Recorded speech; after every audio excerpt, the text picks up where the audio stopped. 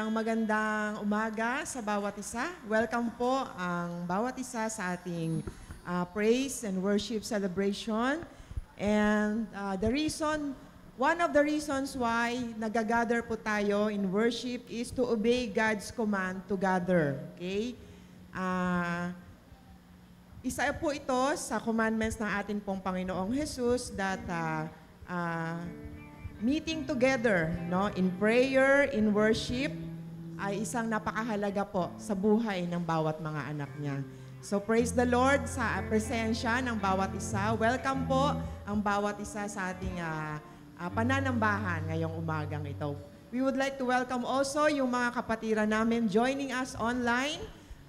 Makisaya po kayo, makijoin sa aming pagpupuri at pananambahan. Bagamat hindi po namin kayo kapiling physically, but we will worship ng sama-sama ang ating pong Panginoon. So tayo po tayong lahat, mga kapatid, and let us start praising our God. Isa munang malakas na palakpak sa ating pong Panginoon. Hallelujah!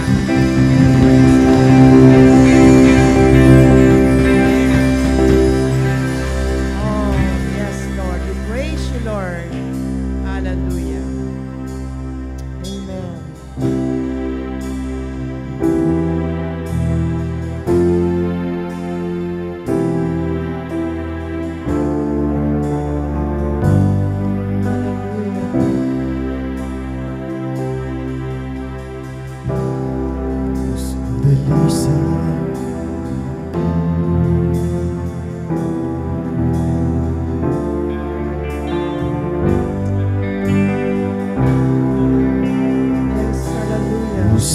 Dalisay ang aking nais, nalikhain mo, Diyos, para sa akin. Pusong dalisay ang aking nais, nalikhain mo, Diyos, para sa akin. Isang pusong tapat na sa'yo'y nagmamahal, isang pusong sa'yo'y walang alinlangan, isang pusong itinitibok na ika'y parangalan. Handog ko ang pupuri sa'yo lamang, Jesus. Pusong dalisay, pusong dalisay ang aming nais, nalikhain mo, Diyos, para sa akin. Pusong dalisay ang aming nais, nalikhain mo, Diyos, para sa akin. Isang pusong tapat na sa'yo'y nagmamahal, isang pusong sa'yo'y walang alinlangan, isang pusong itinitibok na ika'y parangalan. Handog ko'y pagpupuri sa'yo lamang, Jesus. Isang pusong tapat na sa'yo'y nagmamahal, isang pusong sa'yo'y walang alinlangan, isang pusong itinitibok na ika'y parangalan. Handog ko'y pagpupuri sa'yo lamang, Jesus. Handog ko'y pagpupuri sa'yo lamang, Jesus. Handog ko'y pagpupuri sa'yo lamang, Jesus.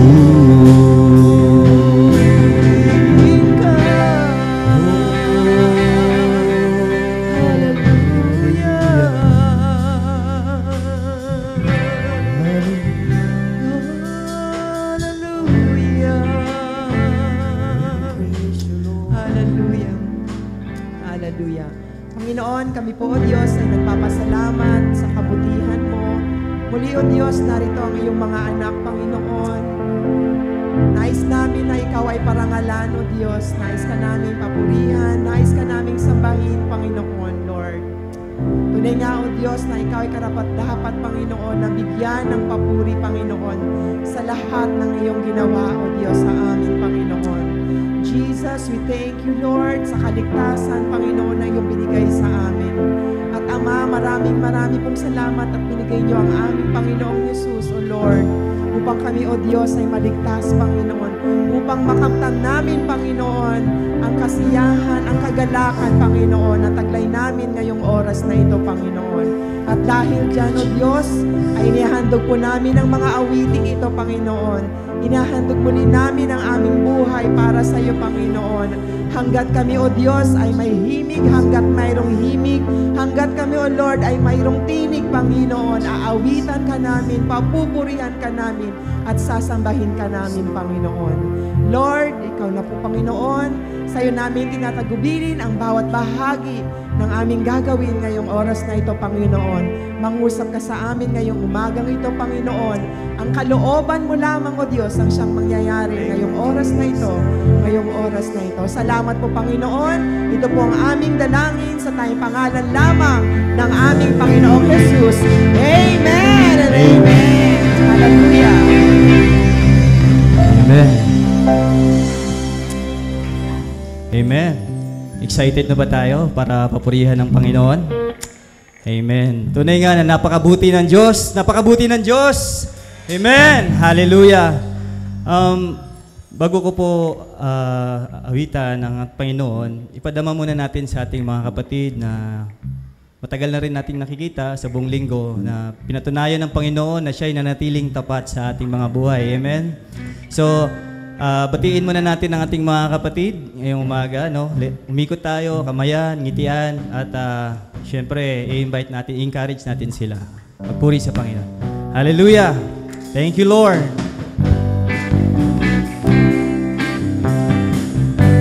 Thank you, Lord.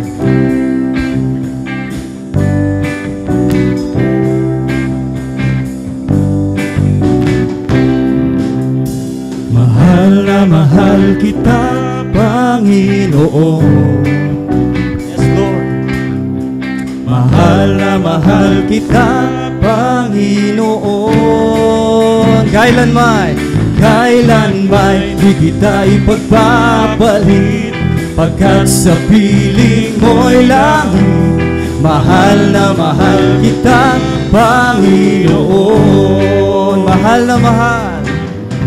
Mahal na mahal kita, Panginoon. Mahal na mahal kita, yes, Lord. Panginoon. Mahal na mahal kita, Panginoon. Kailan may di kita ipagpapalit, pagkat sa piling mo'y langit. Mahal na mahal kita, Panginoon. Mahal na mahal. Bang buhay, Yes, Lord. papupurihan ka, at habang buhay maglilingkod sa'yo. Habang buhay pag-ibig ko sa'yo'y iaalay. Habang buhay at habang buhay papupurihan ka. Habang buhay maglilingkod sa'yo.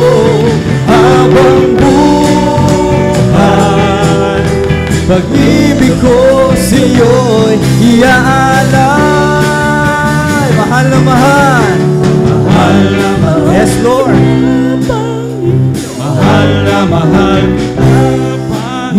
Panginoon. Yes, Lord.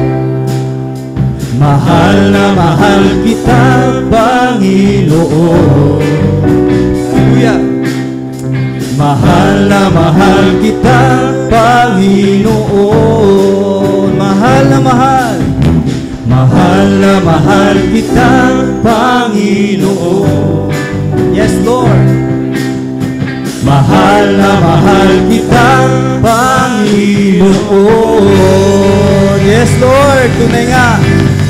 Minamahal ka namin, Panginoon, sa umagang ito. Hallelujah. Let's continue to give praise to our God this morning, no? Bago po ang lahat, nais ko lang pong mag-share sa inyo ng words, no? Sabi po sa awit 66, verse 1, sumigaw sa galak ang mga nilalang at purihin ang Diyos ng may kagalakan. Wagas ng papuri sa Kanya'y ibigay. Awitan siya, luwalhatiin siya. Ito ang ibig sabihin sa Diyos na dakila. Ang mga gawa mo ay kahanga-hanga, yuyuko sa takot ang mga kaaway dahil sa taglay mong kapangyarihan. Amen? Talagang napakabuti ng Lord. Sa kabila ng mga ating mga kabigatan, no? Andyan pa rin ang Panginoon. Every battles na napagdaanan natin, napagtagumpayan natin dahil meron tayong Diyos. Amen? Amen. Hallelujah! Kaya dapat nagagalak tayo sa Panginoon. Papurihan natin siya ngayong umaga. Amen? Hallelujah. Hallelujah. Purihin ka, O Diyos. Hallelujah. Lord. Oh, Lord.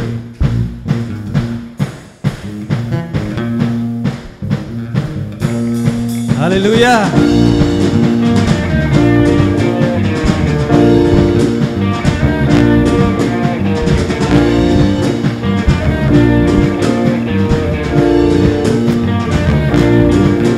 Mga labi ko, O Diyos, sa iyo aawit. Yes, Lord. Mga labing purihan sa kalangitan. Mga labi. Mga labi ko, O Diyos, sa iyo aawit. Ika'y papurihan. Ika'y papurihan sa kalangitan. Aking kamay itataas ka, pangalan mo'y luwalhatiin. Pagkat ikaw, O Diyos, ay dakila. Napakasaya. Napakasayang magbigay papuri. Yes, Lord. At labis na galak ang naramdaman.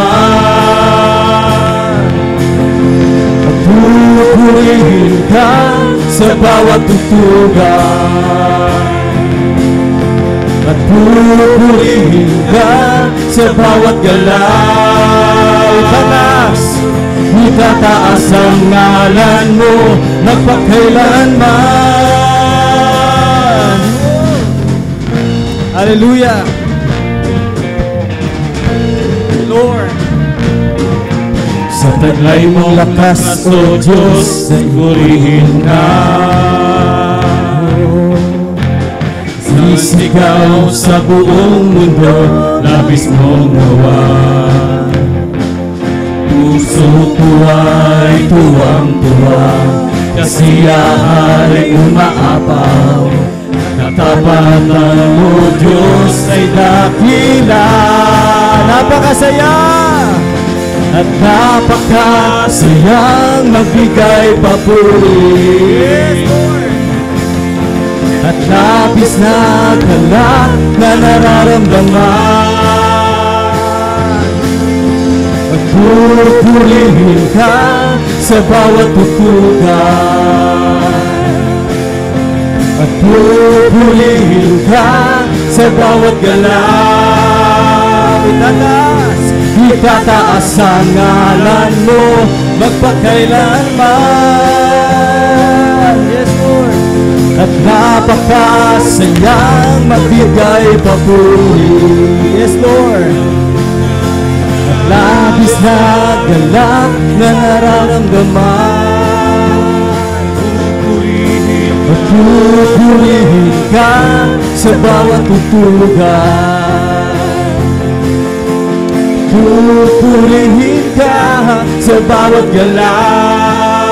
Itataas, itataas ang ngalan mo magpakailanman at magpakailanman. Hallelujah! Praise the Lord!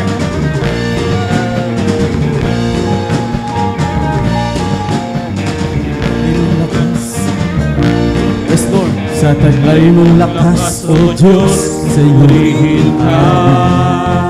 Yes, Lord. Sisigaw sa buong mundo, labis mong gawa. Hallelujah! Puso ko ay tuwang-tuwa, kasiyahan ay umaapaw. Katapatan mo, Diyos, ay nakita. Napakasaya! Nagsasayang magbigay papuri. Yes, Lord. Labis na galak, Labis na galak na nararamdaman. Pupurihin, pupurihin ka sa bawat tutugan. Pupurihin at pupurihin ka sa bawat galaw. Itataas, itataas ang ngalan mo magpakailanman, magpakailanman. Hallelujah!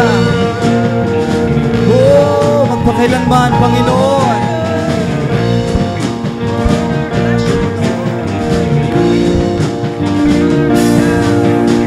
Oh, praise you, Lord. Hallelujah. Hallelujah, Lord. Thank you so much, Lord. Tunay nga, lagi naming itataas ang iyong pangalan, Panginoon, sa aming mga buhay. Amen. Isang malakas na palakpak pa sa Panginoon. Hallelujah! Lord, thank you so much, Lord God. Indeed, Lord, kayo po yung nagdala sa amin ngayon umaga, Panginoon. Napapasalamat kami, Lord, na ikaw ang aming kinikilalang Diyos. Nais namin, Panginoon, na ikaw lamang ang sasambahin. Ikaw lamang ang papurihan sa aming mambuhay. Sa kabila ng kabigatan man, Panginoon, patuloy pa rin kaming maglingkod sa inyo. Hallelujah. Let's continue to give worship to our God this morning. Hallelujah. Thank you, Lord.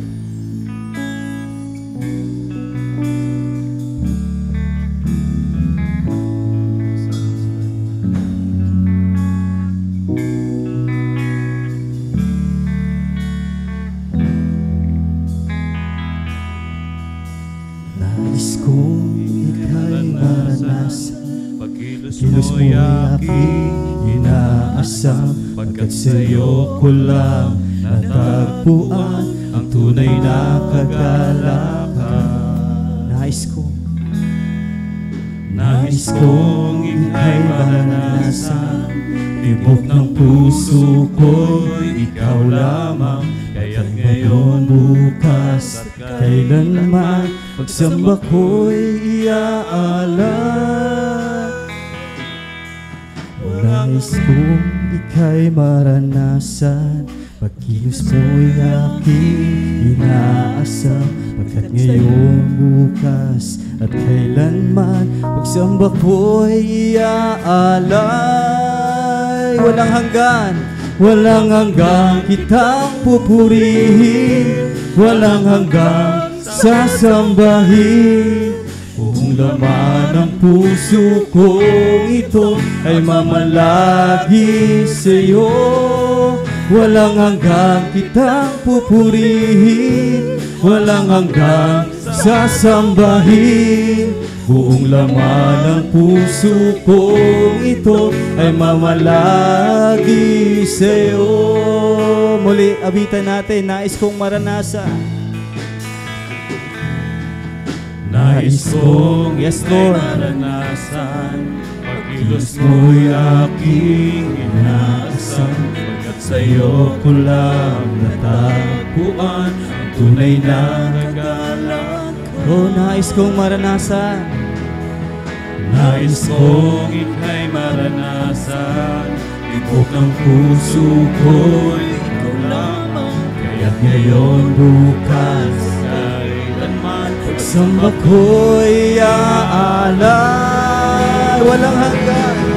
Walang hanggang kitang pupurihin, walang hanggang sasambahin. Kung laman ng puso ko ay mamalangin sa'yo, walang hanggang kitang pupurihin, walang hanggang sasambahin. Kung laman ng puso kong ito ay mamalagi sa'yo, walang hanggang kitang pupurihin, walang hanggang sasambahin. Buong laman ng puso kong ito ay mamalagi sa'yo, walang hanggang kitang pupurihin. Yes, Lord. Walang hanggang sasambahin. Buong laman ng puso kong ito ay mamalagi sa'yo.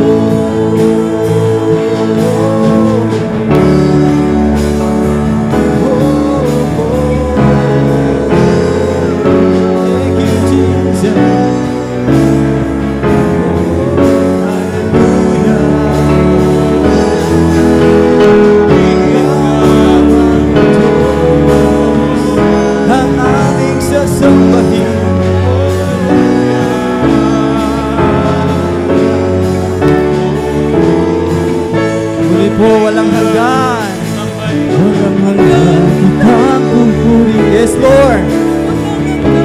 Sasambahin, buong laman ng puso ko ito ang mamalagi sa'yo. Walang hanggan kitang pupurihin, walang hanggan sasambahin. Buong laman ng puso kong ito ay mamalagi sa'yo. Buong laman ng puso kong ito ay mamalagi sa'yo. Buong laman ng puso kong ito ay mamalagi sa'yo.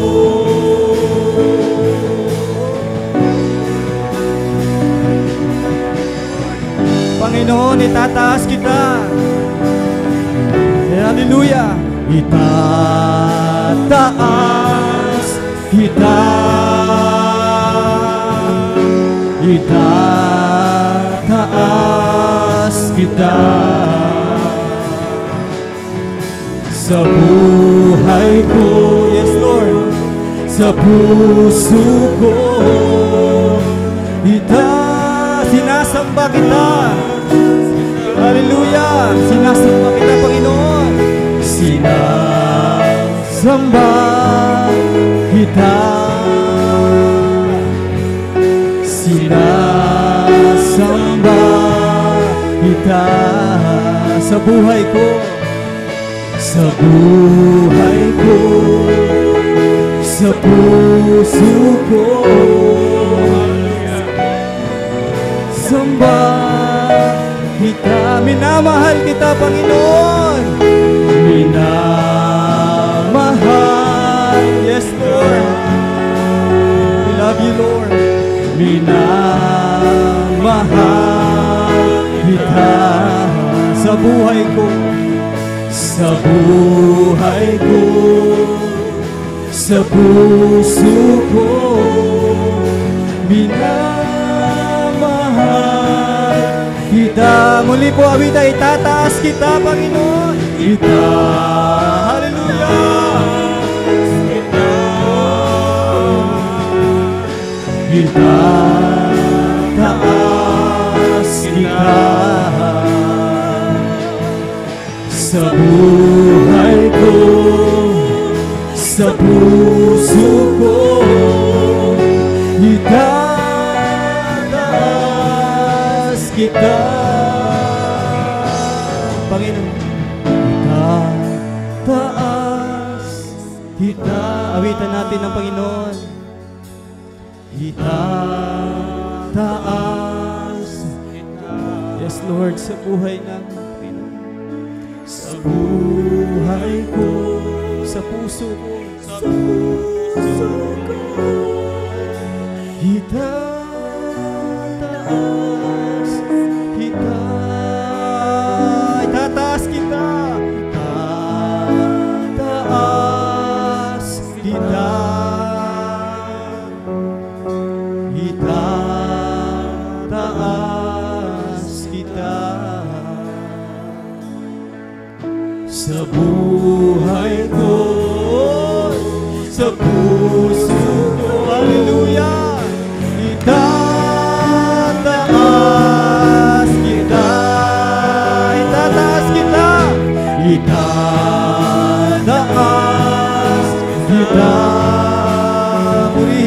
Panginoon. Itataas kita sa buhay ko, sa puso ko. Itataas kita sa buhay ko, sa buhay ko, sa puso ko. Itataas kita sa buhay ko, sa buhay ko, oh Lord, sa puso ko. Itataas kita, itataas kita, itataas kita, itataas kita. Hallelujah! Oh, hallelujah! We praise you, Lord! We praise you, Lord! Hallelujah! Hallelujah! Salamat, Panginoon! Oh, thank you, Lord! Thank you, Lord! Thank you, Lord, for your victory, Panginoon. Salamat sa tagumpay! Hallelujah! Oh, isang malakas na palakpak sa Panginoon! Hallelujah! Oh, thank you, Lord! Hallelujah! Amen! Amen! Salamat, Panginoon! Thank you, Lord!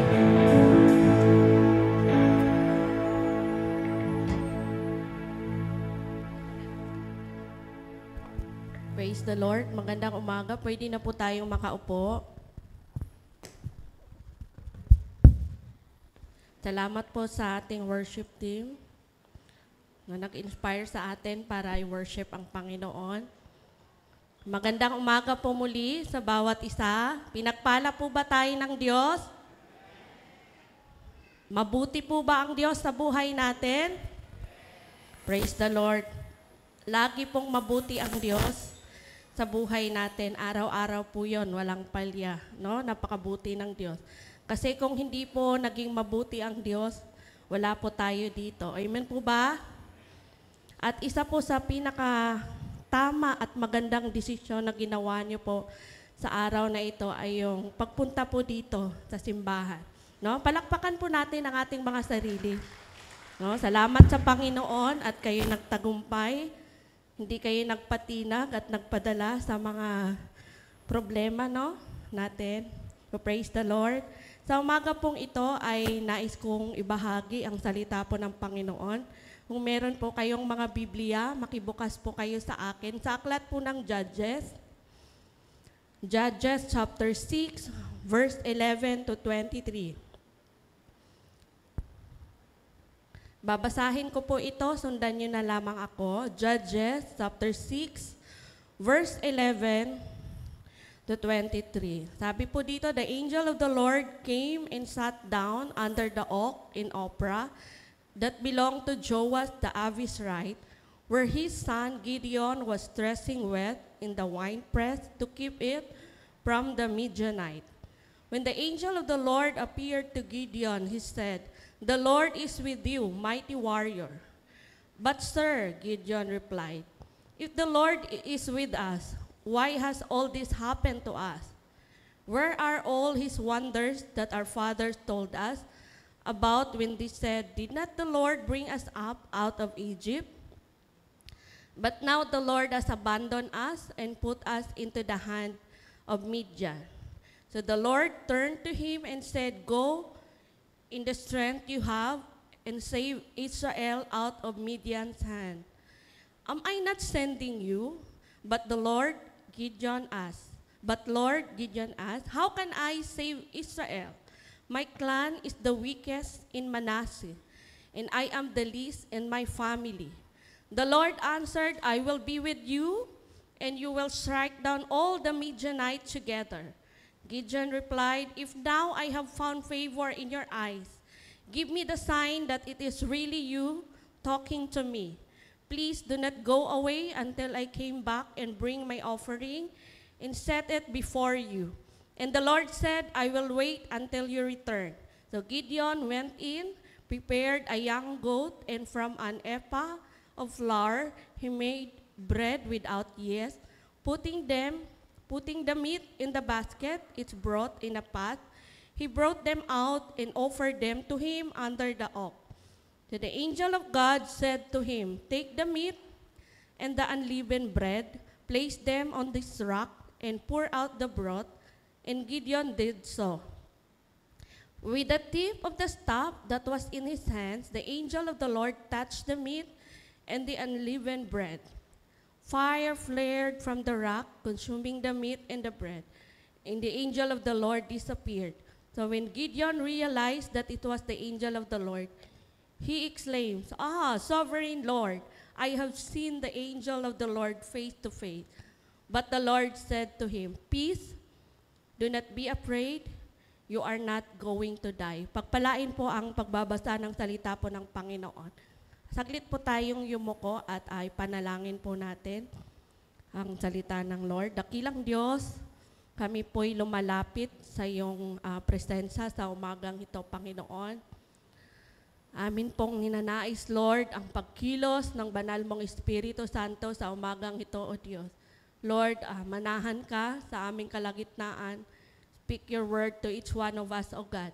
Ano man, Lord, ang kabigatan ng mga anak mo, ano man, Panginoon, ang pinagdadaanan nila ngayon, please, Lord, tulungan mo sila, Panginoon, na masettle ito. Alisin muna pagsamantala, Panginoon, upang sa gayon ay ang focus lang namin ay ang salita mo, ang pangungusap mo sa amin, Panginoon. Lord, purihin ka, sambahin ka, parangalan ka sa umagang ito. Muli, sa iyo ang papuri sa pangalan ni Jesus. Amen and amen. So, nais ko lang pong encourage ang bawat isa sa umaga pong ito to listen to the Word of God. Baka somehow may pangungusap po ang Panginoon sa inyo. So kung meron kayong mga iniisip, right in this moment, alisin nyo muna. Focus muna tayo sa salita po ng Panginoon. No? So ang atin pong title ng dadalhin o pag-uusapan ngayon is about responding God's calling. Ang pagtugon sa panawagan ng Panginoon. So lahat po tayo ay tinawag ng Lord upang maglingkod sa Kanya. Amen po ba? Lahat tayo tinawag ng Lord upang paglingkuran siya. Amen po? Praise the Lord. So God's calling does not depend on our talent and ability, but only on the will of God. God can empower us to do great things despite our limitation and weaknesses. So ang pagkatawag po ng Panginoon ay hindi po nakadepende doon sa kung gaano kadami ang alam mo, gaano ka katalento sa mga bagay-bagay, kung gaano ka ka-skillful, at kung gaano ka kayaman. Hindi po nakadepende doon ang pagtawag ng Panginoon. Kung hindi, nakadepende po ito sa Kanyang kalooban. No? So mahina ka man, unti lang ang inyong kaalaman, hindi ka man mayaman, mahirap ka lang, ikaw ang makasalanang tao sa mundo, or kung ikaw ang pinakamababang tao sa mundo, ay kaya pong gawa ng Lord ng paraan ang lahat ng bagay na yun. Amen po ba? Because He is the God of control. So kung may kalooban ang Diyos, kung may purpose ang Diyos na tawagin ka to do the task, ay kaya po niyang tugunan kung ano man ang pagkukulang na meron tayo. Amen po? Kayang tugunan ng Lord, kapatid, kung ano man ang kulang meron tayo. Kapag tinawag ka ng Lord, ay huwag ka nang magpatumpik-tumpik pa. So it is better to obey to the Lord. So sabi po ng isang Christian author and evangelist, si Amos Buchan, sabi po niya, if God is calling you to do something, do it. You can't run away from God. Tama po? You cannot run away from the Lord kung meron pong nais na ipagawa ang Diyos sa atin. No? Kahit tinanggihan mo na siya ng ilang beses, paulit-ulit ka pa rin tawagin ng Panginoon. And siguro itong mga bagay na ito, malimit nangyayari sa yung magpapastor ba na tinawag ng Panginoon. Pero po, hindi lang sa ganun kasi lahat po tayo ay tinawag nga na paglingkuran ang Panginoon. Tinawag tayo na mag-serve sa Kanya. Tinawag tayo na regardless kung ano man ang meron tayo or ating kahinaan. Tinawag tayo para mag-respond doon sa panawagan po ng Panginoon. So gusto ko lang pong bigyan ng background po itong ating pag-uusapan ngayong umaga. So Gideon was called to be a judge during a time of intense trouble in Israel. So the nation was suffering under the grief of Midianite oppression. So they watched helplessly as their land was swept, their homes and villages were destroyed, and their lives endangered. Their condition is summed up in the Judges 6, verse 6, where the Bible says they were impoverished. So, nung time na yon ay tinawag po si Gideon ng Panginoon. Yun po yung maraming trouble sa panahon po ng Israelite, nung time nila. And then, nasa dulo na sila ng tali pa. Yung, alam mo yung wala ng chance dahil nga sinalakay na sila ng mga Midianite, inalipin sila, ginawa silang kawawa. So kung meron man silang mga pananim or mga ari-arian nila ay ninanakaw, kinukuha. No? So in Judges 6, verse 6, sabi doon where the Bible says they were impoverished, nagdarahop na sobrang hirap na pinagdaanan nila. And this word literally means that they were at the end of this rope. So they cried out to the Lord and asked for help. And God called Gideon a response to the outcry of these people.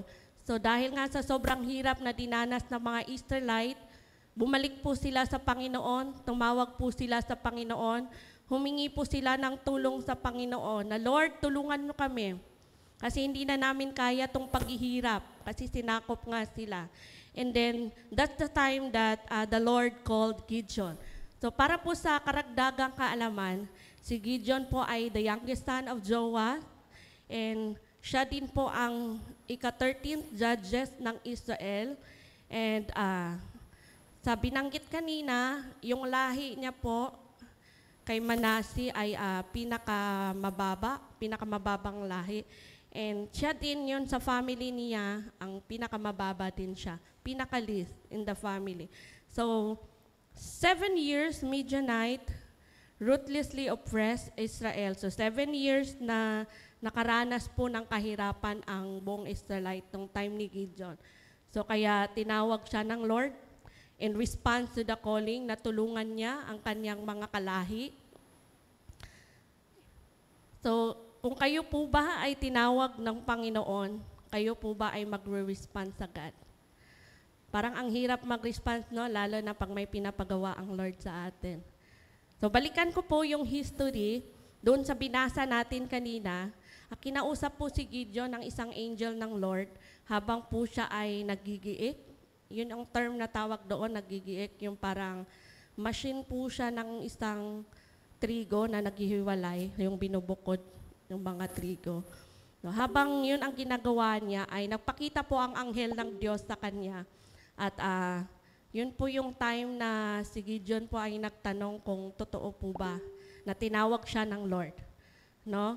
Kung totoo po ba na anghel yun ng Lord. Kasi nga, hindi na siya makapaniwala nung time na yun kasi sa hirap na dinanas nila. In fact, sinabi niya dito sa unang verse na asa na yung sinabi nila na may Diyos na tayo po ay ililigtas. No? Kami ay ililigtas. Asa na yung Diyos nila? So kaya nung nagpakita ang anghel ng Lord ay nagdadalawang isip siya, pero ginawa niya pa rin kung ano ang sinabi ng anghel. So kumuha siya, pumasok siya sa kanyang bahay, kumuha siya ng mga offer, yung batang kambing, saka tinapay, gumawa siya, saka yung sabaw, no? Basahin niyo po sa preceding verse, may sinabi doon kung paano niya ginawa. So to this, in Judges 6:11-27, show to us how to respond in God's calling in our life by following Gideon's example.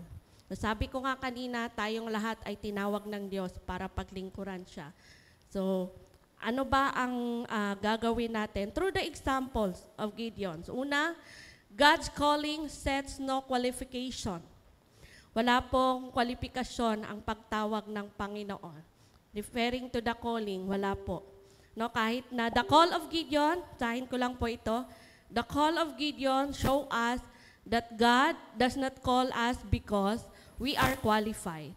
It is Him who qualifies for the call. So hindi po tinawag ng Diyos ang isang tao dahil qualified po siya sa ministry. Hindi po tinawag ng Diyos ang isang tao dahil qualified siya doon sa purpose na ipapagawa ng Diyos sa buhay natin. Kung hindi, dahil po ito sa kalooban ng Diyos. No? Kasi ang Diyos po ang nag-qualify sa atin. Sabi ko nga kanina, kung tayo ay tinawag ng Diyos at may mga pagkukulang tayo, hindi tayo perfect. Ang Panginoon po ang magpupuno nun kung ano yung mga kulang na yon. Because literally, we are not really perfect. Only God is perfect. So remember, those people who called by God for His work, kung naalala mo po, kung naalala niyo po, may mga tinatawag ang Diyos sa kapanahunan niya, sa old and new, may mga tinatawag siya doong mga tao na hindi naman qualified doon sa task na pinapagawa ng Lord. Hindi perfect doon sa task na pinapagawa ng Panginoon. No? Banggitin ko lang po itong si David. Kung naalala niyo po, tinawag siya ng Lord. Pero she commit adultery and murder. Si Paul, siya po yung taga-persecute ng mga followers ni Christ. Si Jonah, tumakas po siya, di ba? May inutos ang Lord sa kanya, tumakas po siya. And then si Matthew, siya po ay isang tax collector. So sa panahon po nila, ang tax collector po ay considered na magnanakaw ng buwis. So hindi po sila lahat perpekto. At sila din po ay may pagkukulang at kahinaan. Pero ang Diyos po ang nag-qualified sa kanila. Base po doon sa una nating ko pong sinabi na ang calling po ng Panginoon ay hindi po doon sa kwalifikasyon na siniset, kundi siya po ang magbibigay sa atin ng qualification. At maging sa atin din, sa kasalukuyan, maaring sa tingin mo ay hindi ka karapat-dapat, but the Lord Himself will enable us so that we can do what He wants us to do. I-enable tayo ng Panginoon. And this means that limited qualification are not an issue with the Lord.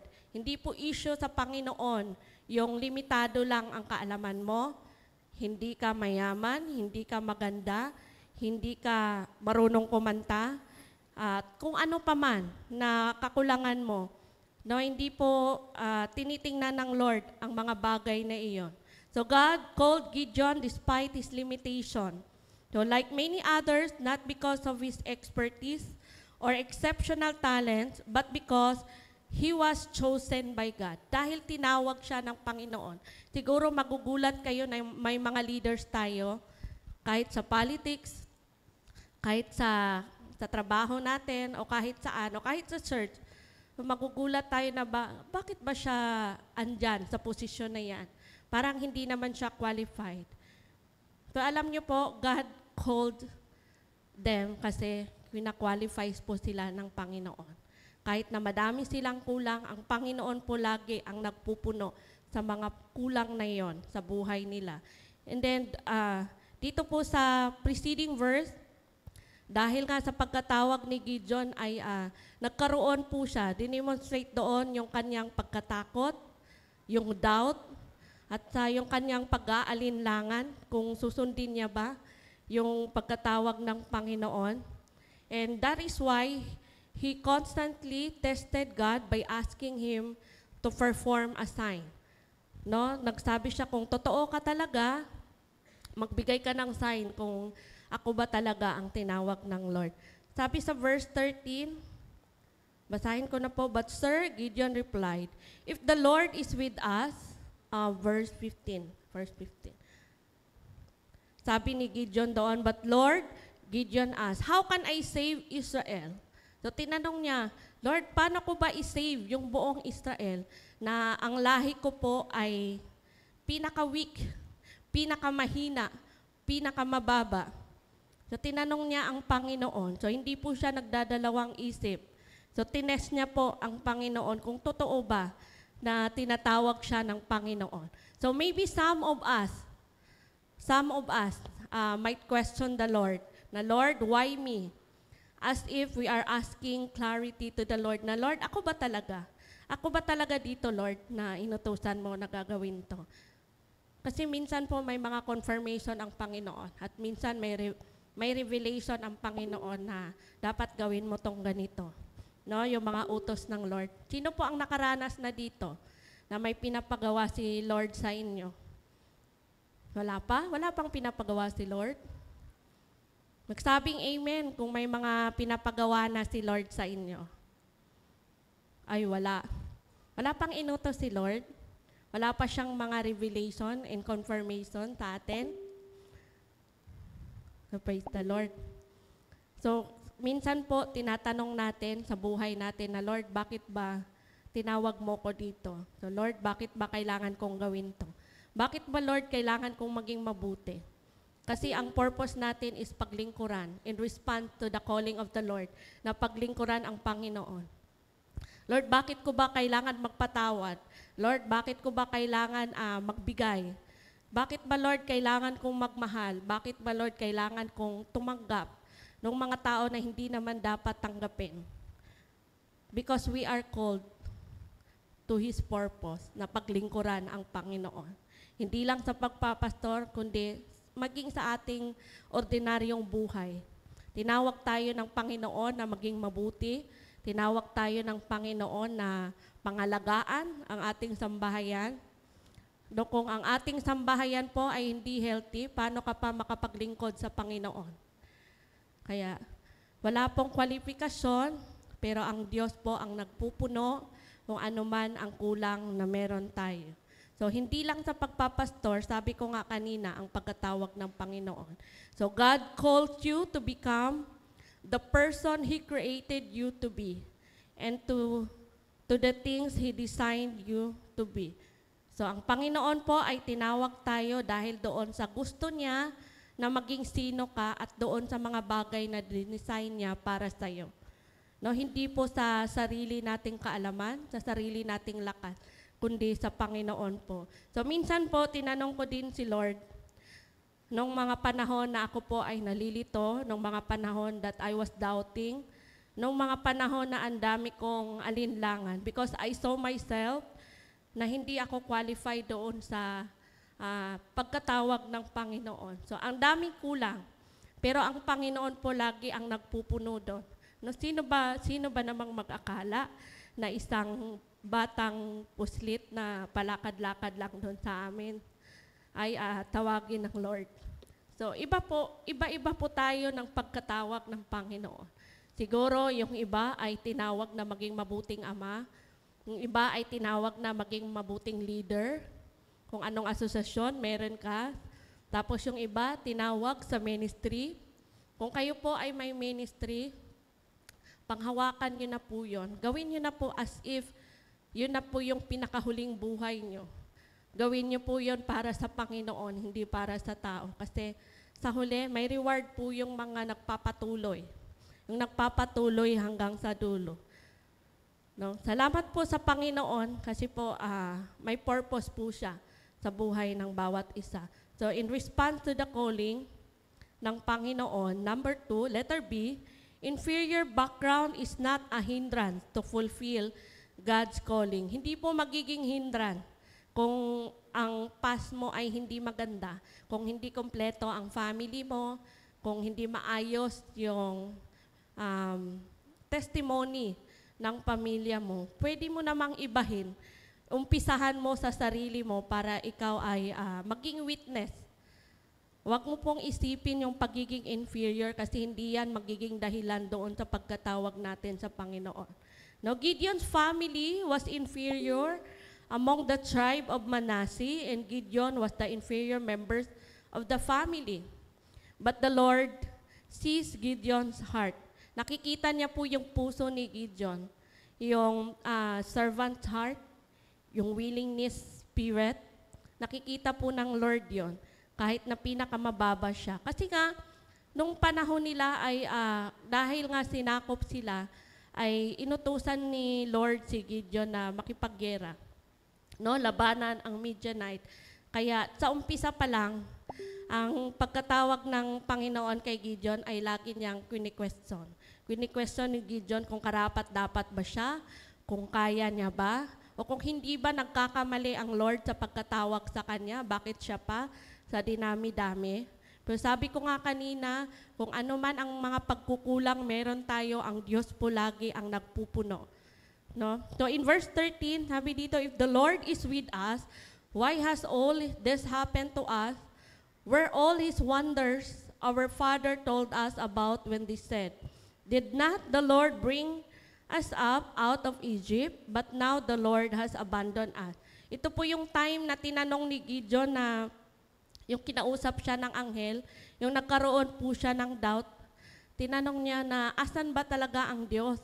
Kasi sobrang paghihirap na dinanas niya dahil sa pananakop ng mga Midianite. So referring po doon sa paghihirap na naranasan ni Gideon sa kanilang bayan at maging sa kanyang sarili, tinanong po niya ito sa Panginoon kung bakit ba naranasan niya ang paghihirap. No, si Gideon ay ang kanyang lahi, muli ang mababa, mahina. Pero siya din po ang pinakamahina sa kanilang pamilya. Kaya regardless po doon, sa mga bagay na wala siya, pinili pa rin siya ng Panginoon. No, yung question doon na bakit pinili pa rin siya ng Lord na hindi naman siya karapat-dapat. Bakit kaya siya pa rin ang pinili? Bakit kaya hindi humanap ang Lord ng pinaka-perfect na mighty warrior? Tinawag po si Gideon bilang maging mighty warrior. Dito po yan, atras tayo sa verse 12. No, mighty warrior. Parang ang bigat ng kanyang obligasyon at ang responsibility. Kaya dapat po pala, pag tinawag tayo ng Lord, dapat magkaroon tayo ng clarity na tama ba? Ako ba ito, Lord? Ako ba ito, Panginoon?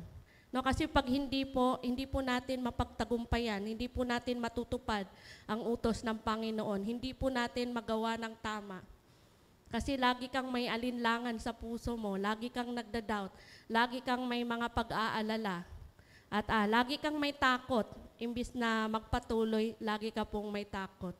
So don't think about your weakest, your lowest, and your deepest hurtful situation.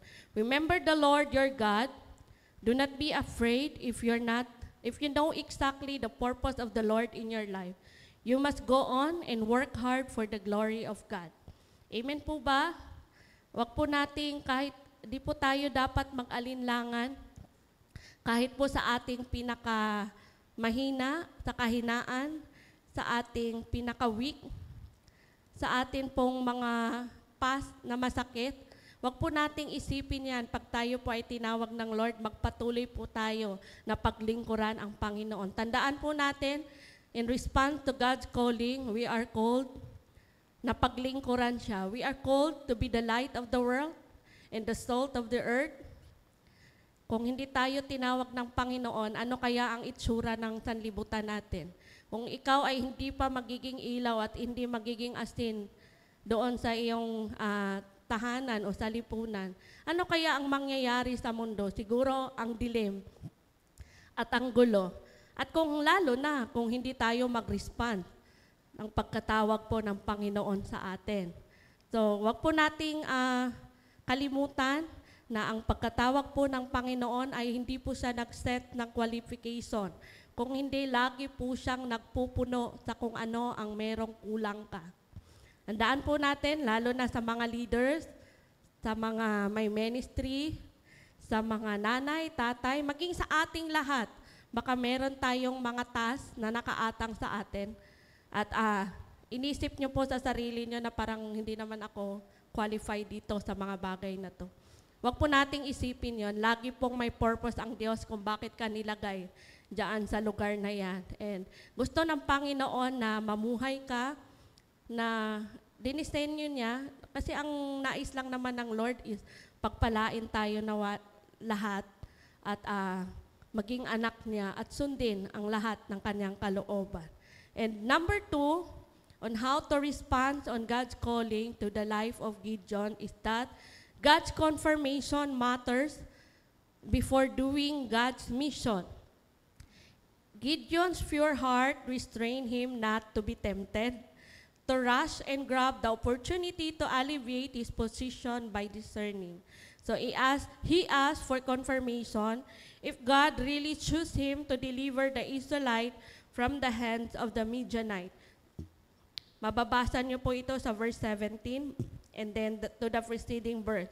So hindi po siya agad nag-response ng oo nung kinausap siya ng Diyos sa pamamagitan ng anghel ng Panginoon. Humingi po siya ng sign kung totoo ba na ang Diyos ang kumakausap sa kanya. And the Lord told to Gideon he would use him to free Israel from the oppression of Midianite. And Gideon expresses his doubt that God would use someone like him to bring about the deliverance of Israel. Malaking doubt ang dinemonstrate ni Gideon kasi yung task na binigay sa kanya is parang napaka-imposible naman. Sa totoo lang po, hindi po warrior si Gideon. So tinawag lang siya ni Lord. Parang pinuno lang ni Lord, ginawa lang siyang warrior. Kasi nga tinawag siya, may instruction ang Panginoon sa kanya, may purpose ang Diyos sa kanya. Kaya siya po ang pinili. So nakita niyo po yun, na kahit na napaka-imposibleng bagay na gawin ng isang tao ay kaya niyang gawin dahil ang Panginoon po ay andyan nagpuno ng lahat ng mga pagkukulang. No? Napakagandang testimony na ginawa. Kahit sa atin, kung mangyari sa atin yon na kung dati ay hindi ka makapagbasa ng Biblia sa isang araw, pero ngayon, dahil nga naalala mo na tinawag pala tayo ng Lord na paglingkuran siya, makapagbasa ka na ng Biblia. Inuuna mo na si Lord. Naging mapagpatawad ka na. Naging mapagbigay ka na sa iyong kapwa. No, naging mabuting example ka na kahit hindi ka po nag-evangelize, sa buhay pa lang natin nakikita na po na siya pala, ganyan pala ang itsura ng totoong Kristiyano. No, gawin po natin yan mga kapatid, hindi po yan mahirap at wala pong imposible sa Panginoon. Kaya niya pong panghawakan ang buhay natin. So kung tayo po ay nakatanggap ng kanyang revelation galing kay Lord, gawin natin ang isang bagay. Then, never sleep to ask for confirmation. Huwag tayong mapagod na tanungin ang Lord. May karapatan naman tayo. No, kung sakaling medyo mabigat ang binigay na task ng Lord, pwede tayong magtanong sa Panginoon. Tulad ng ginawa ni Gideon. No? Gideon never allowed himself to be driven away by his emotion. While Gideon is resting the wheat, he needs to hide it for fear that Midianite will snatch it away. So when the angel of God spoke, his purpose, why he came, is to meet Gideon. So Gideon never missed asking for confirmation. So naabutan ng isang anghel si Gideon doon kasi nagtatago nga siya. Sa sobrang takot nila doon sa Midianite na kalaban nila, na nanakop sa kanila, na pag nakita ang kanilang mga ari-arian ay ini-snatch, ninanakaw. So wala nang matitira sa kanila. So maaring tinanong ito ni Gideon nung time na yon na sigurado ba talaga si Lord na ako ang tinawag niya? Sigurado ba talaga si Lord na ako ang pipiliin niya? Kaya ko ba talaga gawin? Kaya ko ba talagang pamunuan, no, na labanan ang Midianite? Kasi nung unang panahon po ay kaya nangyari din ang mga bagay na ito sa kanila kasi mahilig po silang sumamba ng mga Diyos-Diyosan. Si Baal saka si Asherah, yun po yung lagi nilang sinasamba.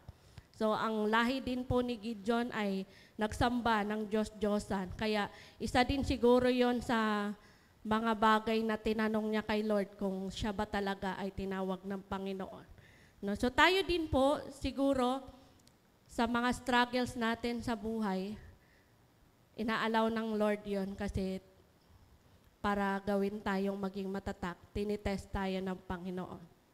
No? And sometimes we have doubt if we endure it, kung kaya ba natin. And we have a lot of questions that instill in our mind and we don't have confidence to the point that manghihina po tayo, no? Kasi nga nagdadalawang isip tayo. But like Gideon, let us ask for clarity to the Lord. Like Gideon, let us not get tired of asking for God's confirmation until the right time will come to do the mission. So wag tayong mapagod na tanungin ang Panginoon. Kung may pagdadalawang isip ka talaga na, Lord, napaka-imposible. Nung nakaraang gabi lang ay kakainom ko lang, Lord. Nung nakaraang gabi ay kakagawa ko lang, Lord, ng kasalanan, tapos tinawag mo ko. Huwag po nating limitahan ang Panginoon. Kaya niya pong itwist lahat ng sitwasyon na meron tayo.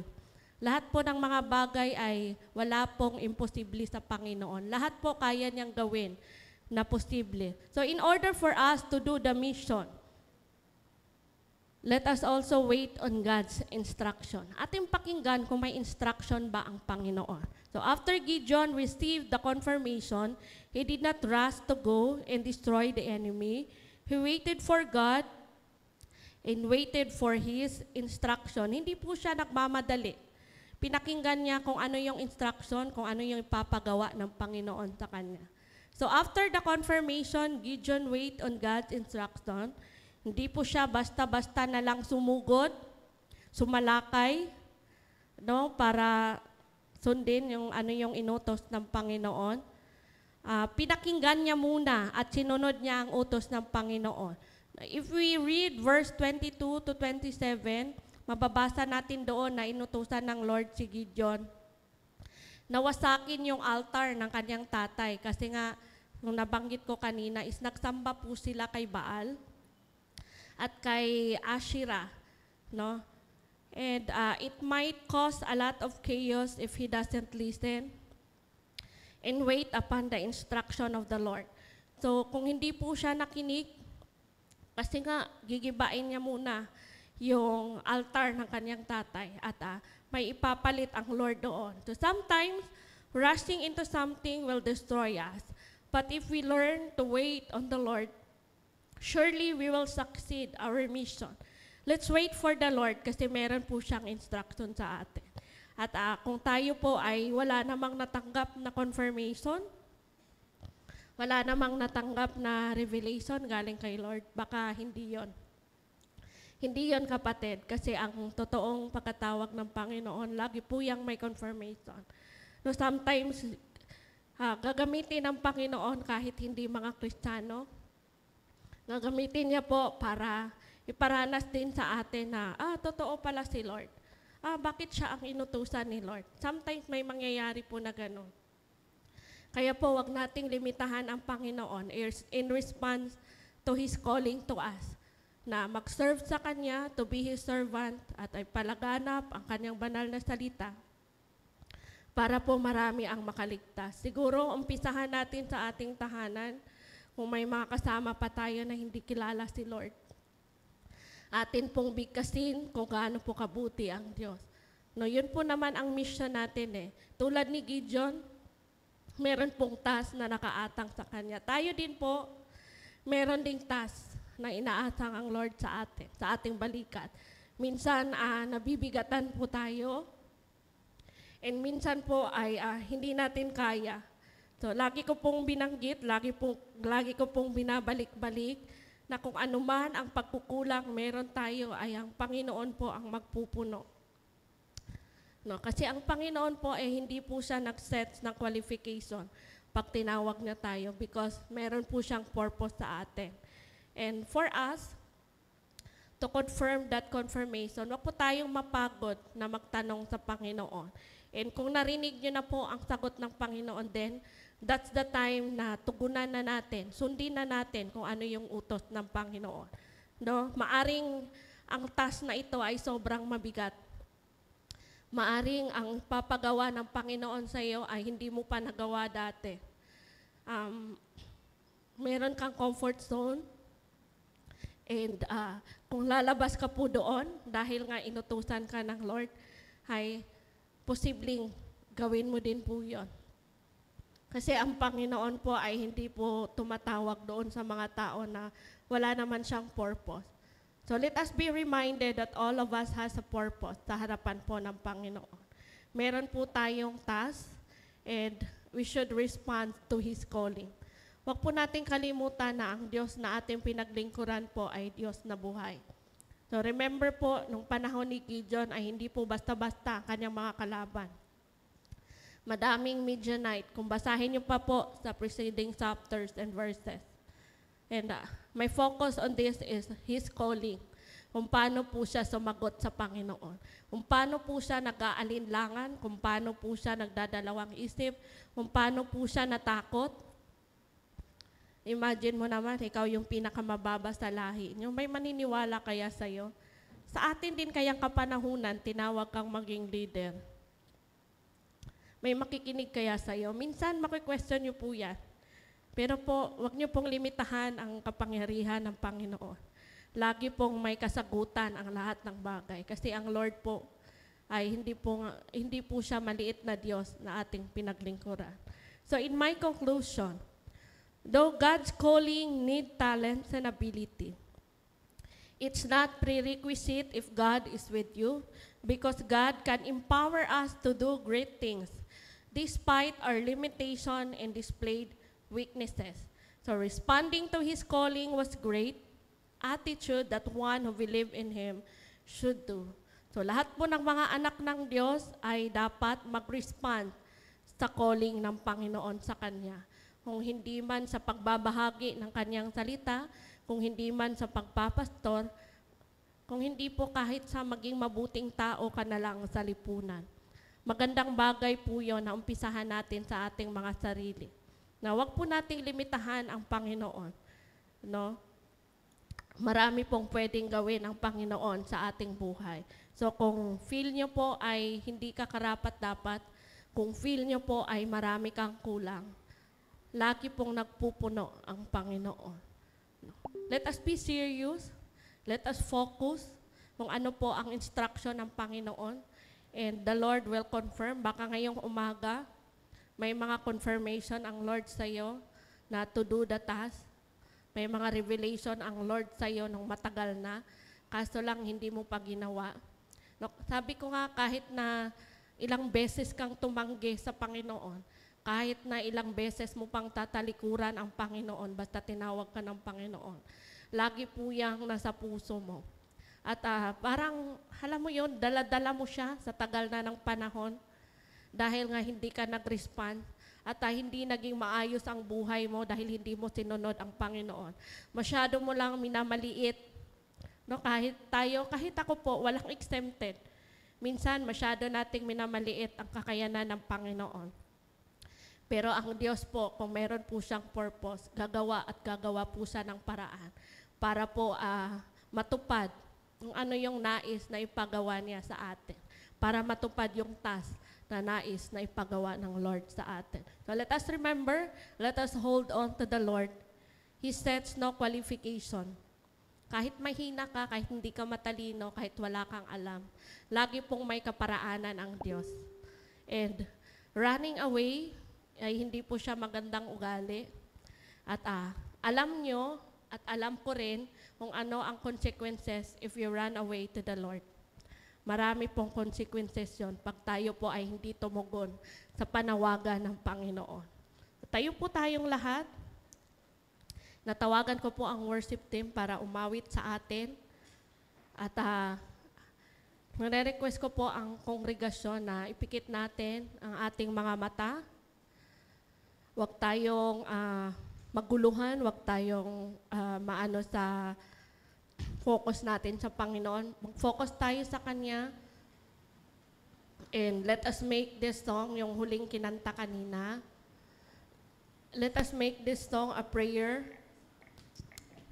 na wala na tayong ibang sasambahin pa kundi ang Panginoon lang. Na araw-araw sa buhay natin ay paglingkuran natin siya. At araw-araw sa buhay natin ay alalahanin natin yung Kanyang pagkatawag. Hallelujah. Hallelujah, Jesus. Let us continue to close our eyes and focus yourself to the Lord. baka po may mga revelation ang Panginoon. And may confirmation na ang Panginoon sa umagang ito. Whatever it is, hindi ko po alam kung ano yon. Let's pray for the Lord. Hallelujah. Awitin natin po itong awit na ito. Hallelujah.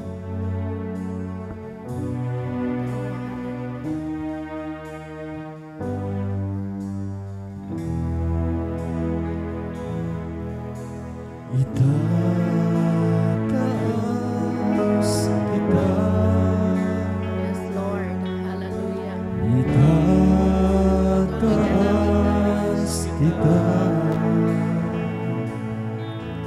Sa buhay ko, sa puso ko, itataas kita.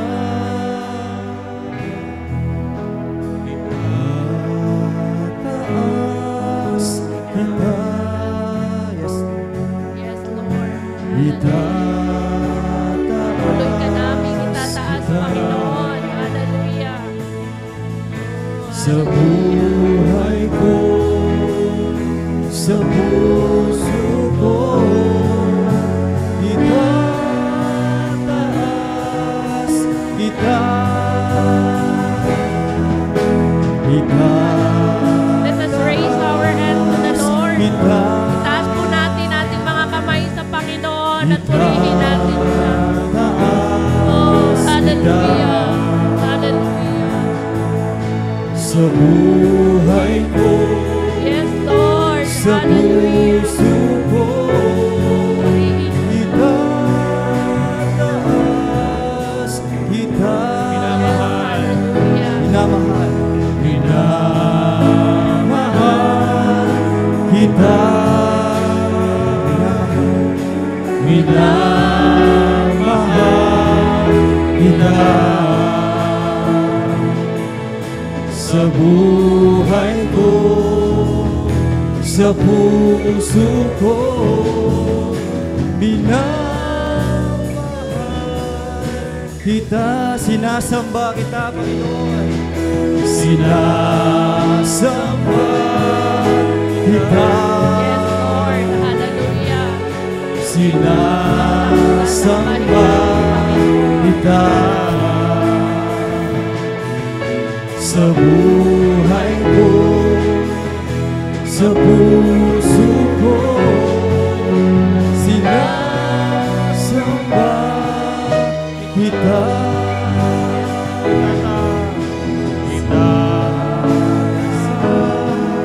Kita, yes Lord.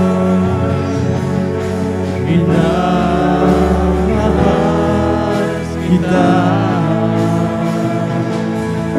Sa buhay ko, sa puso ko,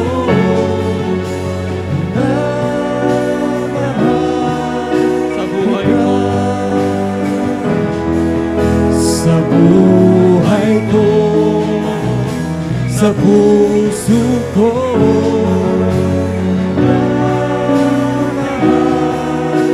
kita sa buhay ko, sa puso ko,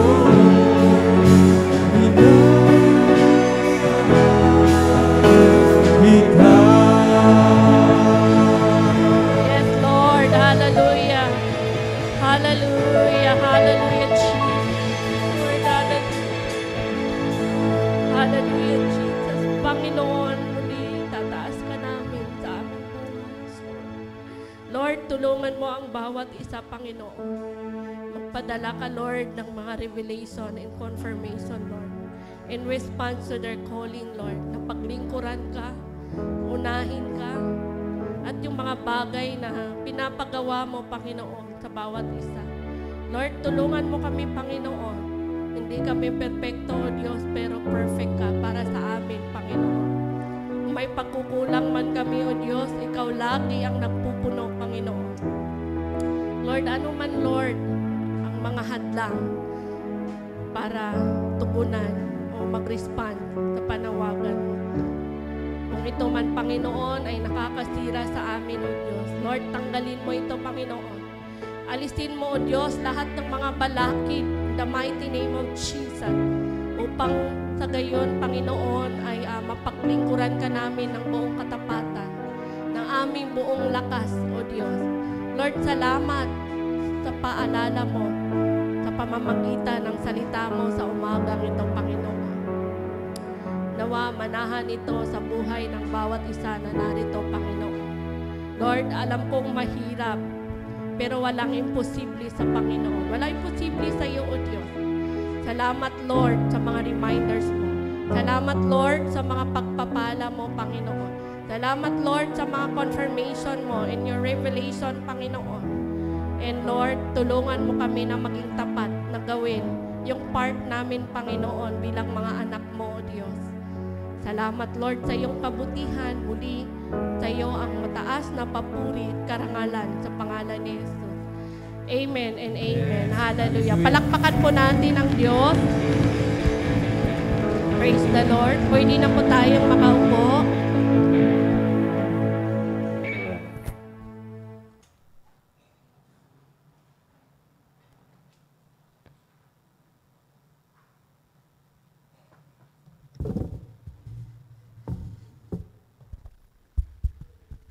Amen. Hallelujah. Maraming salamat po kaya sa word na binigay sa atin ni Lord today. And for using Pastora to let us know yung parang evaluate if we do have calling. And I know for sure that we all have our different callings pagdating sa Panginoon. Pero ngayon po, dadating tayo sa ating tithes and offering. And the verse that I would want to encourage us today reads from Malachi 3:10. Can we flash it first? Malachi 3:10. Yung kasunod. Yeah. So, Malachi 3:10 says, "Bring ye all tithes into the storehouse, that there may be meat in my mine house, and prove me now herewith, says the Lord of hosts, if I will not open you the windows of heaven and pour out a blessing, that there shall not be room enough to receive it." So, that reads from King James Version. So, isa na to sa mga pinakagasgas siguro, if not na pinakagasgas na verse pagdating sa pagbibigay, pag-encourage sa atin sa pagbibigay, ano. So, sino ba dito nakasaulo na itong Malachi 3:10? No? So, halos, kung hindi siya yung every verse na maririnig natin sa ano, pero malamang sa malamang, sa isang buwan maririnig mo siya, especially sa ating services eh. Pero, while I was preparing yung parang encouragement or yung challenge natin today sa offertory nito, parang medyo umangat yung mata ko dun sa mga verses bago dumating dito sa Malachi 3:10. So pwede ba nating i-flash yung Malachi 3:8-9? Yan. Ito yung verse bago natin na-receive yung word na yun, yung encouragement na yung promise na yun. So sabi dito sa verse 8, "Will a man rob God? Yet he had robbed me. But ye say, wherein have we robbed thee?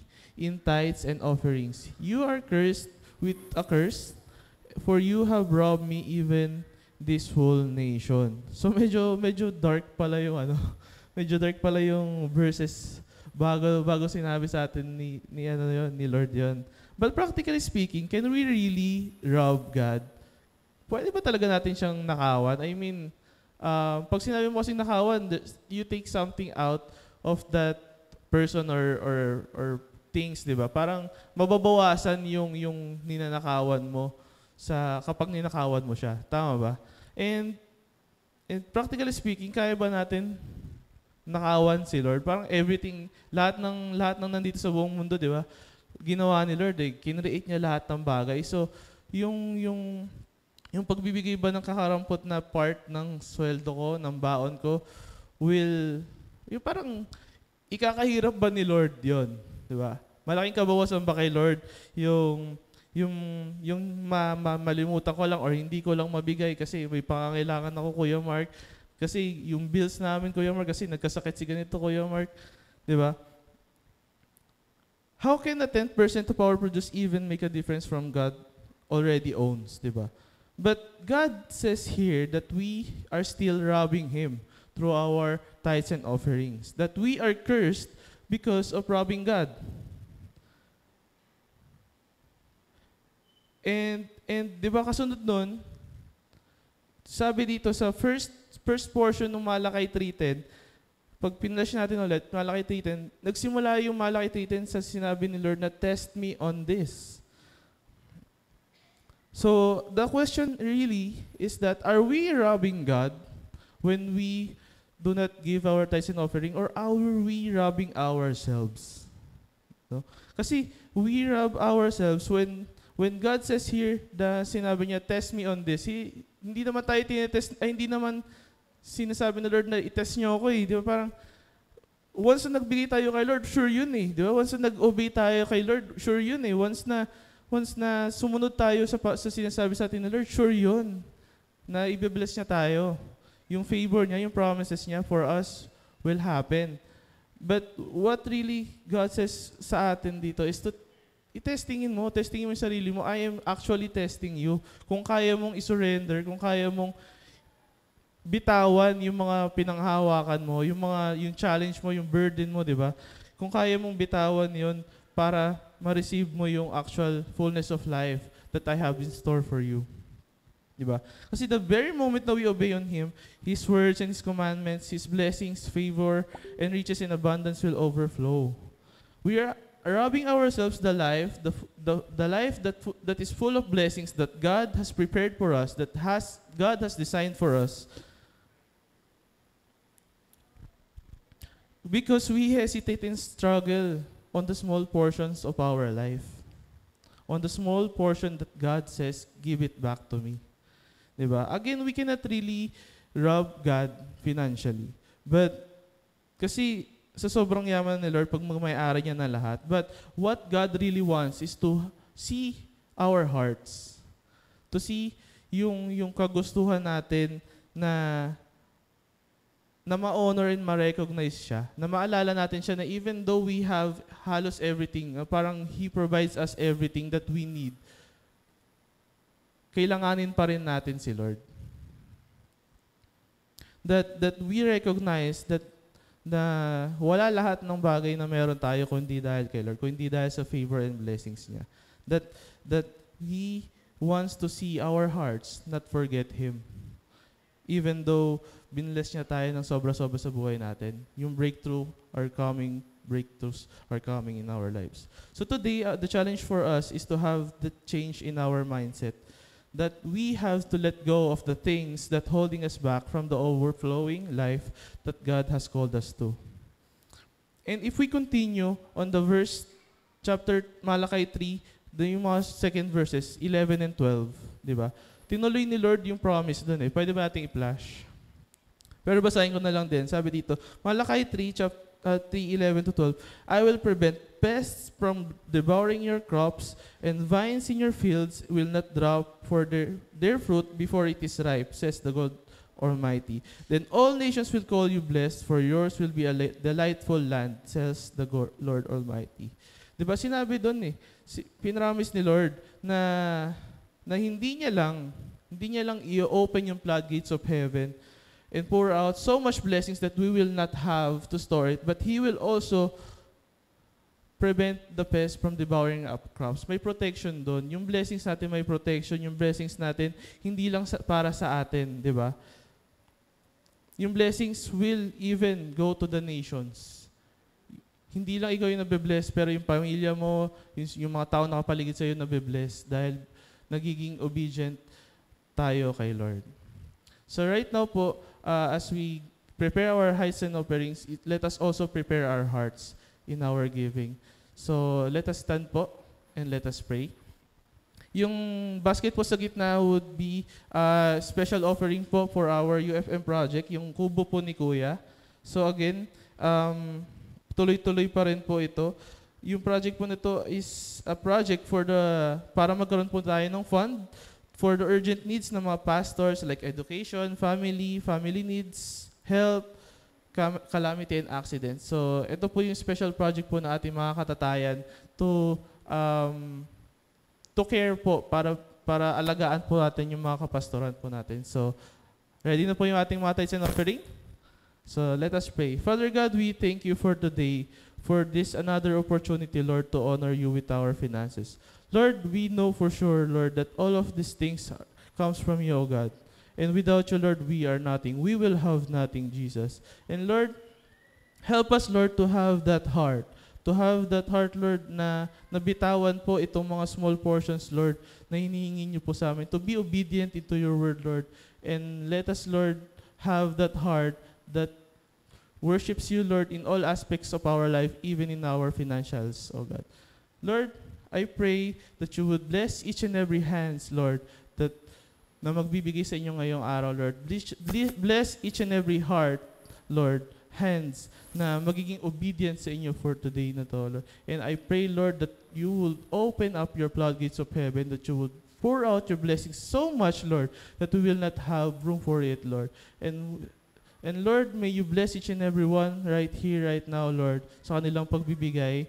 And patuloy niyo kami turuan, Lord, ng tamang financial discipline, Lord, that we will not only be responsible of putting our tithes and offering aside, but we will put it first aside, O God, sa aming mga buhay, sa aming mga financials, Lord, sa aming mga first produce, O God. Help us, Lord, to continue to honor you. May our offering, tithes and offering, Lord, be a worship for your name, O God. In Jesus' name we pray. Amen and amen.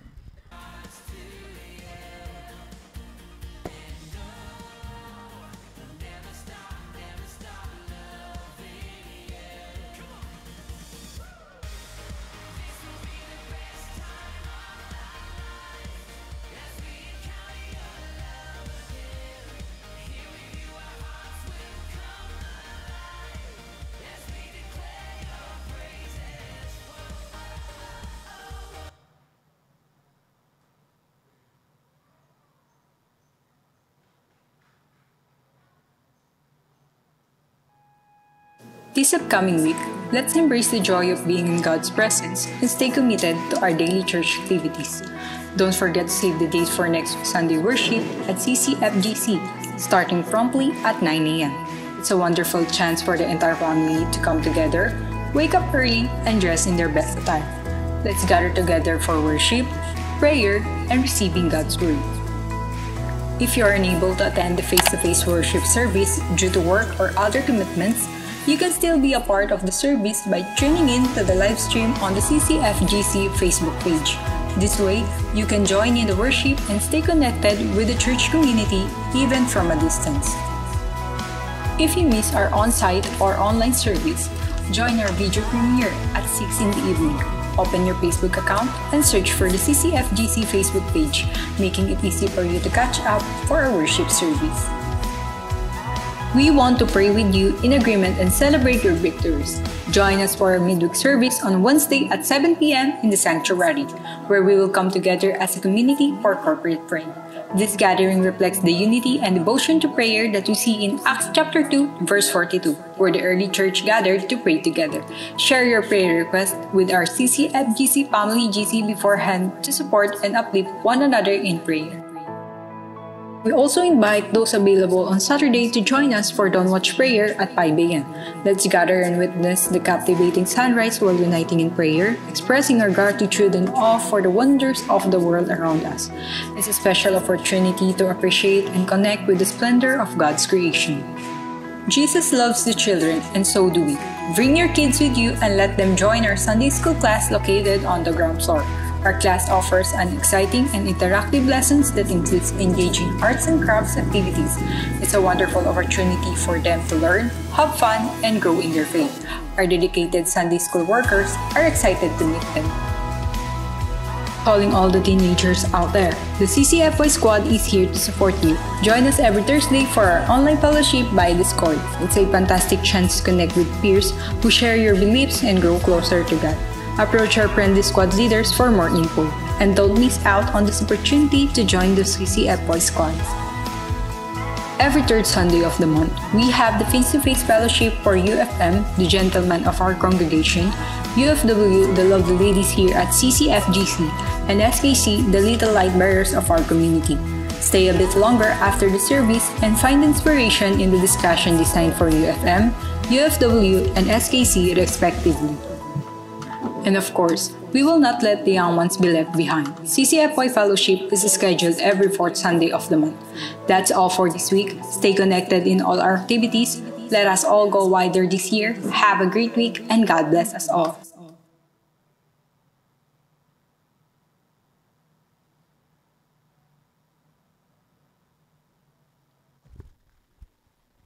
Blessed morning po sa bawat isa. For our additional announcement po, today is our membership month.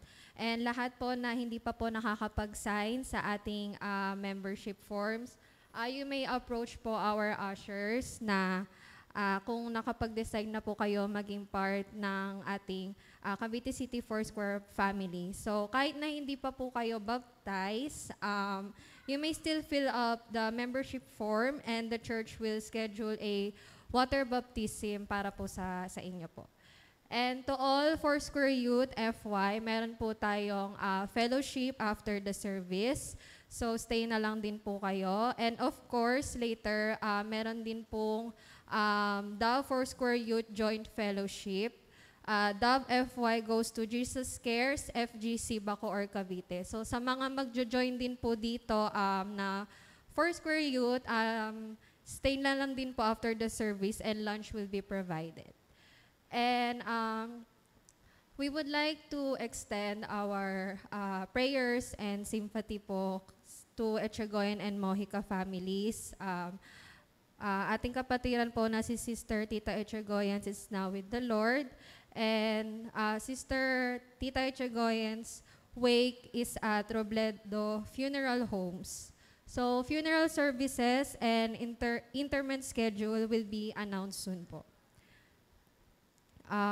And kahapon po, nag-start na din po yung ministry training program ng Foursquare Youth. So na-decide din po namin na isali po ang mga kids. So SKC Ministry Training, mag-start po siya sa April 6, that is first Saturday po ng month of April, every Saturday or Sunday. So ang mga ini-encourage po namin na mga bata is SKC age 9 years old and above.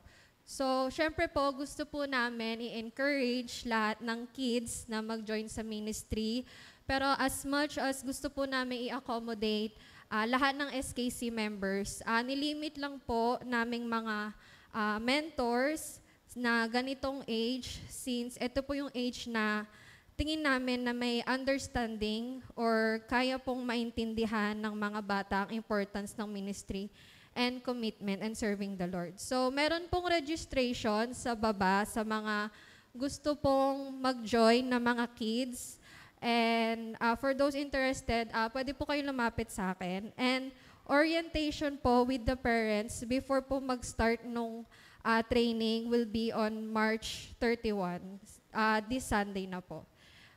And next po is life group sessions for other UFWs, UFMs, FYs after the worship service. So approach nyo na lang po yung mga kanya-kanya nyo pong life group leader. And lastly, calling for our Foursquare Young Professional. Ito na po yung sign para sa pagbabakasyon nyo po. So CCFY Young Pro goes to Masasa Beach, Tingloy, Batangas. So meron po kayong outdoor fellowship sa April 9 to 10. So lapit na lang po kayo kay Brother Mark Salme for additional details. And yun lamang po. God bless us all and to God be the glory.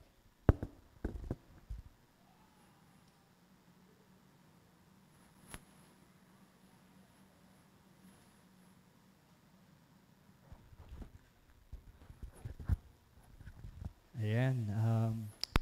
Salamat sa Panginoon, no? Niyayahan ko muli yung ating mga kapatid na tumayo upang Alayan muli natin ng awitin ng ating Panginoon bago dadako sa ating panalangin. No? Hallelujah. Thank you, God.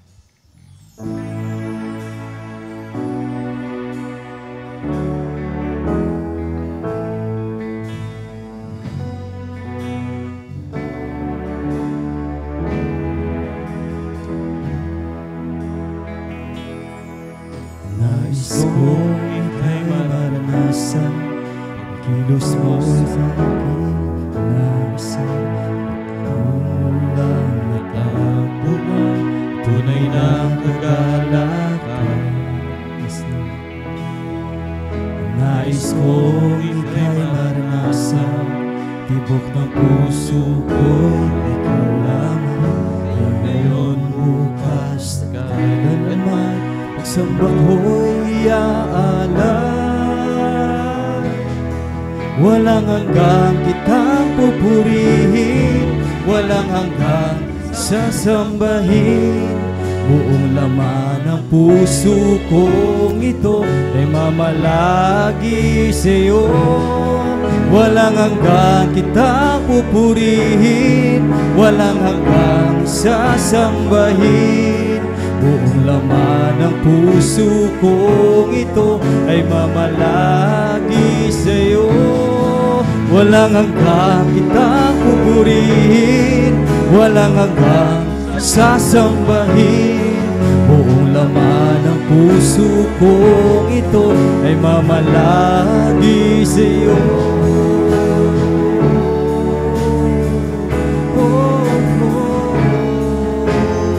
Buong laman ng puso ko ito ay mamalagi sa'yo.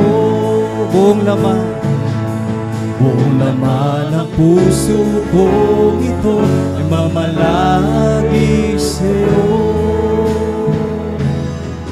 Buong laman ng puso ko ito ay mamalagi sa'yo.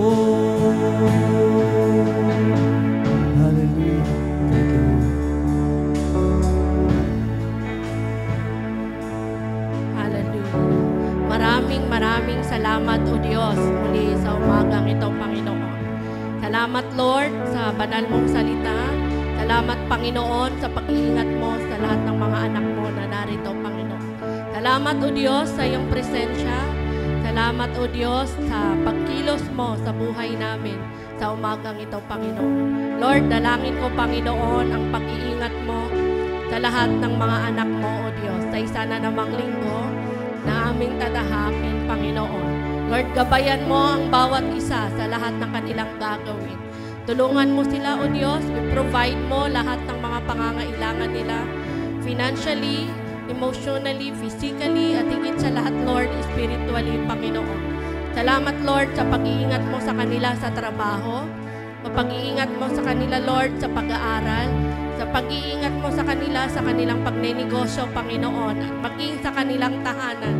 Salamat, Lord, na paratingin mo din silang ligtas ngayong araw na to sa kanilang tahanan. Safe and sound, Panginoon. Hallelujah. Bit-bit, Panginoon, ang pag-asa na nagmumula sa iyo. Bit-bit, Panginoon, ang pagmamahal. Bit-bit, Panginoon, ang presensya, Panginoon, na nagmumula sa iyo, O God. Lord, patuloy ka namin tinataas at pinapasalamatan sa umagang ito. Kung meron man, Lord, kaming mga kapatiran na nakaranas ng may sakit, we pray, Lord, for healing in the mighty name of Jesus. Hallelujah.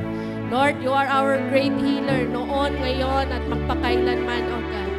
Lord, I declare blessing to each of us here, Lord, Panginoon. Salamat sa mga pagpapala na ibubuhos mo sa tahanan ng bawat isa, Panginoon. Salamat, Lord, muli pinaparangalan ka namin sa pangalan ni Jesus. Amen and amen. Hallelujah. God bless you po.